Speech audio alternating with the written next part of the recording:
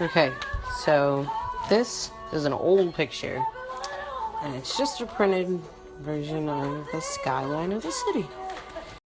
So since this isn't to scale, and I want to put this picture on this larger screen, I am going to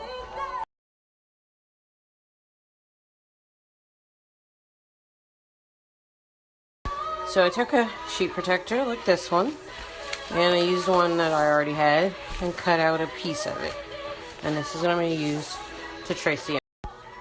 So what I use to keep it in place is a clipboard. I just take the clipboard and pin it so this stays flat. Now, depending on the image is what I use to trace it. A Sharpie or a pen.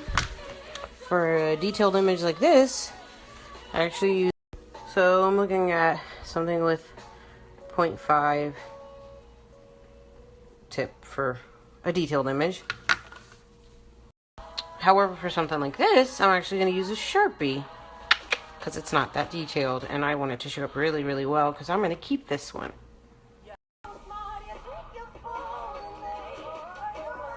And we're just going to trace out the outline of the buildings.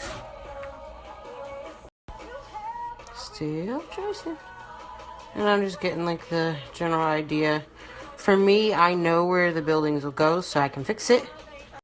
If you don't feel confident doing something like this with something as big as a Sharpie, you use a regular pen, something that won't wipe away, and you can get in like all the little... So yeah, probably like, how is she gonna get it onto the computer screen? Good question. I've got tools for that. Well, I happen to have this lovely piece of equipment here called a projector. You guys that are old school know what this baby is. I love it. So, question. I don't have a projector. How do I project an image? This is simple. We live in a new day and age where a lot of other things are possible. You're going to go to YouTube and figure out how you can turn your smartphone and a shoebox into a projector to project an image. And you can pull up your own image and project it. Trust me, I promise you this is very, very easy. You use that, you won't even need this step. You can just project it on the wall. I've done it with my son. It's very easy. All you need. Anyways, back to what I was doing. I finished tracing my image. I am going to project it now. With the lights off, my kitchen work area here, I have the outline of the city on the monitor. So it was very hard to tape while I did it, but I did the outline of the buildings, and they are now on the computer.